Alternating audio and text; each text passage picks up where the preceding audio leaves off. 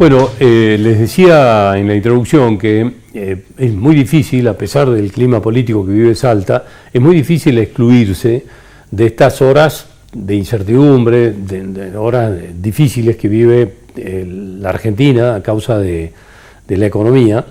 Y queríamos analizar un poco todo este panorama, todo este encuadre que tiene, yo le diría, un clima de mucha incertidumbre fundamentalmente, sí que hay que resumirlo en una palabra. Por eso hemos invitado a Lucas Apena, él es economista, para ver si podemos tener un poco más de claridad y que nos ilustre un poco de las razones de por qué estamos aquí donde estamos y qué se puede empezar a mirar hacia el futuro. Gracias por venir, Lucas, muy amable. No, por favor, muchas gracias por invitarme.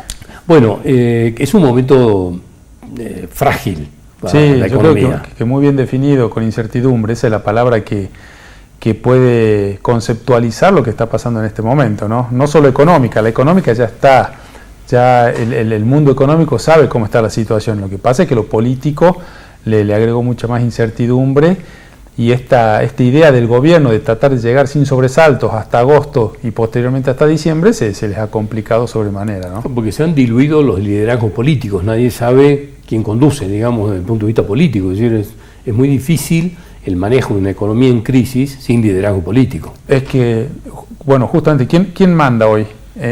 Siempre hablamos a nivel nacional, claro, ¿no? ¿Quién toma las decisiones? Claro, ante una coalición, pues podemos decir que es una coalición, el oficialismo, porque tenemos por un lado una línea del oficialismo con la cámpora a la cabeza y con los referentes de la cámpora que dicen que no hay que arreglar con el fondo, que hay que cortar, que hay que desconocer lo firmado. Hay otra línea que vendría a ser la del masismo, que trata de llevar un poco más de sentido común, el albertismo, que también está con ese que sí, que no, viendo para qué lado va, viendo qué es lo que dice, que la derecha, que la izquierda. Entonces todo eso hace que cuando yo digo el mundo económico, es todos nosotros yendo a la despensa, cualquiera, solo que hay algunos más grandes y otros más chicos. Así que no sepamos quién es el que toma las decisiones o en qué rumbo van esas decisiones. Eso para aquellos que tienen mucho más dinero porque manejan las inversiones en un banco, porque manejan los fondos que le quedan a una empresa, le genera incertidumbre y terminan volcándose a lo que hemos visto en estos días, ¿no? Al dólar para tratar de buscar una cobertura. La razón es esta, la razón del salto, bueno, entre otras causas, digamos, de un poco más de base, pero la razón es esta, fundamentalmente. Claro, exactamente. A ver, ¿qué es lo que hubiese sido lo mejor? Que se sienten los tres referentes del espacio, que sería el ministro de Economía, el presidente y la vicepresidenta, es decir, lo que estamos decidiendo y definiendo lo hacemos en conjunto, estamos todos del mismo lado y es una línea clara de trabajo que es esto y esto. Bueno, eso es lo que no ha pasado y no va a pasar, no va a pasar. Entonces eso es lo que le genera esa incertidumbre que cualquiera que tiene unos pesos en el bolsillo dice, che, pero a ver, 7,7% en marzo la inflación, para este mes, para abril también se espera una inflación bastante, o sea, por arriba del 6, del 7% seguro, entonces dicen, bueno, ¿qué hago con esta plata? Volvemos a lo mismo, los más grandes que hacen, dolarizan sus carteras. ¿Qué significa dolarizar su cartera? Que dicen, yo no me quedo en pesos, compro dólares, no importa el precio, porque ese es el razonamiento que hace alguien que maneja 20 millones, 30 millones, 1.000 millones, dice, yo compro dólares y salgo del peso. Eso es dolarizar una cartera. Entonces no me importa si está 4.60, 4.70, como si nos podría importar a nosotros, capaz que yo digo, no, pero está muy caro, voy a esperar que baje un poquito. Ellos tienen tanta responsabilidad con el dinero de ahorristas o de las empresas que dicen, dolarizo, y eso llevó la presión para arriba, ¿no?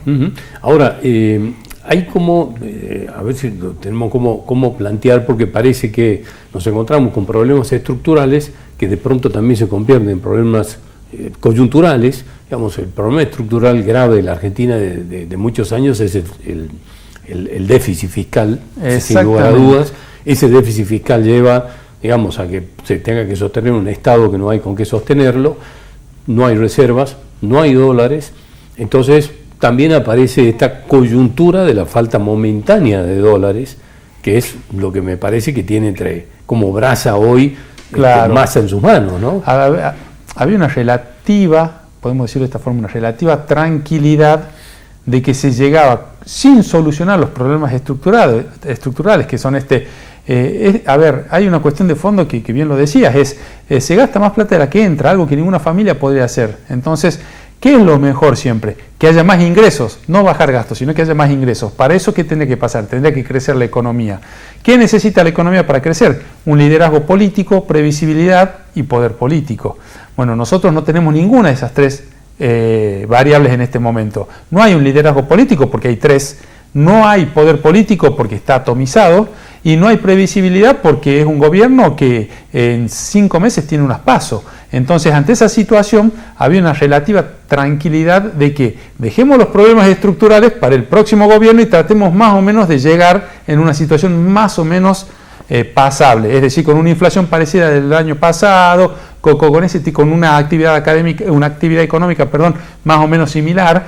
Bueno, todo eso se les complicó desde el principio de año y ahora con estos movimientos políticos y el dato de inflación de marzo terminó de generar esta, llamémosle corrida, en el sentido de que se aceleraron ciertas decisiones, ¿no? Ahora, esta pequeña corrida, digamos que hoy aparentemente se logró calmar, se logró tranquilizar un poco, es que hay pisos que se van marcando, digamos, estos picos que tiene el dólar, como el de ayer, por ejemplo, hay un piso que queda marcado ahí, se vuelve, pero los precios no vuelven. Es decir, no, todo lo que saltó a causa de esto de ayer en los precios no vuelve. O sea, hoy baja 3, 4, 5 pesos el dólar, pero los precios se quedan ahí. Entonces, esto ya nos pronostica que la inflación del mes de abril no va a ser la que se suponía y mucho menos posibilidad de que sea menor a la del mes de marzo. No, por supuesto. Lo que pasa, dicen, hoy el dólar bajó un 4%, sí, pero subió más de un 20% los días anteriores. Entonces, se van generando pisos. O sea, se lo conoce en economía o en finanzas como overshooting, o sea, como que sube de más y después se acomoda un poco para abajo. Es algo que está probado, todo. Bueno, ¿qué es lo que ha pasado acá? El gobierno nacional, el Banco Central han salido a vender títulos en dólares para calmar los dólares financieros. ¿Cuáles son los dólares financieros? Si conoce el contado con liqui, el MEP y el dólar blue, el famoso dólar blue. ¿Cuál es la gran diferencia? El contado con liqui y el MEP, uno queda registrado. O sea, la operación queda registrada a nombre de Lucas Lapena. En cambio, el blue no queda registrado a nombre de nadie.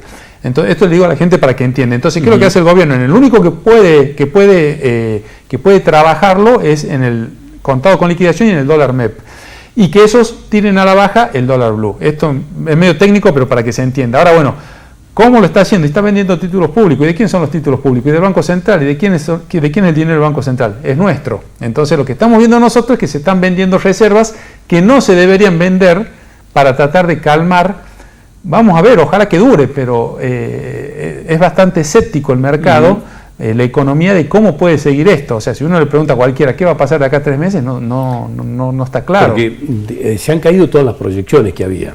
Por ejemplo, la grave crisis, digamos, coyuntural de la falta de dólares, esta que Massa suponía que la liquidación del campo le iban a aportar hasta mayo unos 5.000 millones, creo que hasta ahora van no más de 1.400 y se estima que puedes, como máximo hasta mayo, llegar a 2.500, es decir, se cayó la mitad.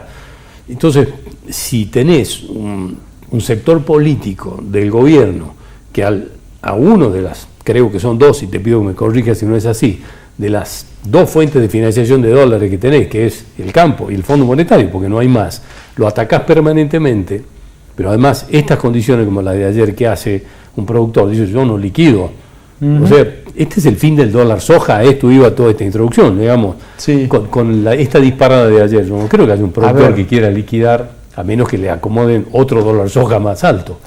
Ya de por sí el dólar soja es algo que no se entiende, o sea, ¿qué es el dólar soja? Le expliquemos a la gente, es que el Banco Central compra dólares a 300 pesos y se los vende a los importadores a 215. O sea, ¿por qué? Y no nos olvidemos que atrás de todas estas instituciones está nuestra plata. O sea, nosotros con nuestros impuestos, nosotros soportamos todas estas instituciones. Entonces, ¿qué es lo que estamos viendo?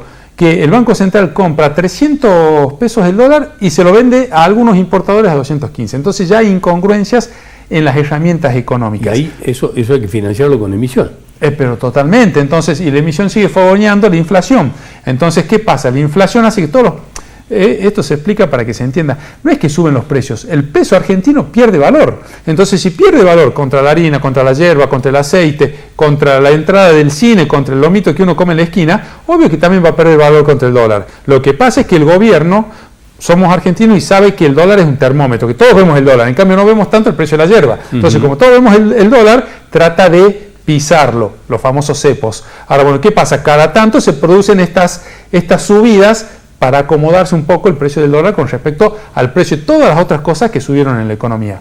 Hay una cosa que sí nos jugó en contra, ¿no? Porque uno dice, no, la guerra de Ucrania, no, a nuestros vecinos no le pasó nada. Uno dice, no, la pandemia, a nuestros vecinos tampoco los afectó de una manera que uno cree que los tendría que haber afectado como a nosotros. Pero sí, como vos decías, el tema de la sequía. El plan que tenía Massa para llegar sin sobresaltos y poder posicionarse él como ministro, la primera gran complicación, o podemos decir que el disparo a la línea de flotación, si fuese un barco, fue la sequía. ¿Por qué? Porque este año le quita más o menos, son entre 15 y 20 mil millones de dólares menos a la economía. Entonces eso hace que nosotros ya veníamos bastante frágiles, porque por todos estos problemas estructurales que tenemos, el exceso de déficit, o sea que les gusta, viva la pepa, gastemos de más, y nunca subimos los ingresos, o sea, pues no crecemos económicamente como país, entonces eso lo desacomoda el gobierno. Es la primera gran turbulencia que tiene, pero no la ven todos, la ven los agentes, o sea, la ven aquellos que se dedican a esto, y son ellos los que empiezan a aconsejar, che, cuídense, vayan al dólar, fíjense esto, pidan lo otro, y ahí empieza todo. A esto se le sumó la gota que rebalsó el vaso, fue estos movimientos políticos, estas internas, en las cuales, más que el renunciamiento de Fernández, que abre el juego, es Massa diciendo que se va, que no se va, que si yo me voy no queda nada. Sí, entonces claro. Esa es la situación a la que llegamos hoy, ¿no? Es una presidencia virtual o simbólica, digamos, porque además se instaló esto. Si renunciado Alberto Fernández a la posibilidad de reelección, y aquí que parece que queda gobernando Massa, esto es lo que se trató de instalar, y encima genera incertidumbre, diciendo, no, si me hacen operaciones me voy. Bueno, y aparte no quedaría él, quedaría la vicepresidenta, y la vicepresidenta no quiere quedar, pero no quiere quedar a cargo de un gobierno en el cual se está produciendo, que es su gobierno, ¿no? Que le quede claro a la gente, es su gobierno, pero que quedaría a cargo como la cabeza, que su línea política, que es la cámpora, dice, no, el Fondo Monetario son los malos, eso lo dejamos para otro momento si querés para charlarlo, pero son los que nos están prestando plata. Ahora bueno, entonces su línea política quiere romper para tener votos, y por otro lado el sentido común dice, che, no tenemos dólares, veamos cómo negociamos para más o menos, por lo menos, renovar un poco lo que necesitamos. En función de esto, digamos, es este diagnóstico difícil, y ¿qué se puede esperar para el futuro? Porque además un tiempo electoral no es el mejor escenario para buscar herramientas, ¿no? No, totalmente. Yo creo que en este momento a lo que se puede aspirar a que esto no empeore. Eso es lo primero, ¿no? O sea, yo decía, ¿qué esperamos para este año, principio de año? Y como máximo que sea parecido al año pasado. Bueno, ahora eso ya se complicó. Entonces, ¿qué esperamos para este año? ¿O qué esperamos ahora para estos meses? Que no empeore. ¿De qué depende de que no empeore? Que no genere más ruidos políticos en la conducción del oficialismo en cuanto a lo que hace Massa. ¿Qué sería lo mejor? Que haya un alineamiento atrás, sea Massa, sea el que sea, pero que digan, vamos en esta línea y vamos a tomar estas medidas para llegar más o menos en una situación más o menos estable hasta las elecciones. Claro, no se pide un plan, porque nunca hubo un plan, además no hay margen para un plan ya, pero... Las dos cosas. Primero, no nos olvidemos que el presidente de la Nación dijo que no cree en planes. Empecemos por ahí. Y segundo, no tienen tiempo. O sea, en términos prácticos no llegan claro, no se puede llevar un plan económico para 5 o 6 meses. Y tampoco tienen, ojo, no lo digo en el sentido negativo, pero no tienen credibilidad, porque no tienen respaldo para estos 5 o 6 meses que, a ver, quedan 4 meses hasta esto sin credibilidad es imposible, digamos, porque las medidas son difíciles, son duras. Exactamente. Esto sin credibilidad no es posible, y hoy por hoy no hay nadie que sea el líder indiscutido en el oficialismo y que tenga el tiempo como para poder decir, vamos a hacer esto de tal manera. Cualquier medida que tomen, en el corto plazo siempre hay ciertas medidas que no son populares, digamos, pero que después con mucho acompañamiento termina mejorando la economía en el mediano y largo plazo, y termina siendo muchísimo mejor todavía, ¿no? Y eso no tienen tiempo. Cuando venía al canal, me paré en un kiosco un minuto, entonces, bueno, preguntarlo al kiosquero, porque estaba con la incertidumbre de esto, entonces estábamos hablando de que parecía que el dólar bajaba unos pesos, que paraba por lo menos esta corrida, y la palabra del kiosquero, o por lo menos la frase fue, sí, esta es una aspirina para hoy. Dice, no sé mañana, no me juego a nada. Es decir, ya no hay credibilidad, de esperanza de largo plazo imposible. No, totalmente. Tratemos de que esto no empeore, pero sí, cada uno está tratando de protegerse más o menos a su manera, es decir, algunos comprando dólares, otros no vendiendo. A ver, acá llegamos a esto por, a ver, siempre lo cito en esto porque lo quiero citar al Papa. El Papa decía, ¿por qué cuando yo era chico había 5% de pobreza en Argentina y ahora hay 50% de pobreza? Se debe a malas administraciones. Y lo dice el Papa, que además es, con todo respeto, es un animal político. Entonces, que diga eso realmente plantea cómo está la situación. Acá cada uno está tratando de más o menos de defenderse como puede, ¿no? Y bueno, la situación o el responsable o el que puede llevarnos adelante o sacarnos de esto es una gestión política a nivel nacional que lamentablemente a la que está ahora no le queda tiempo.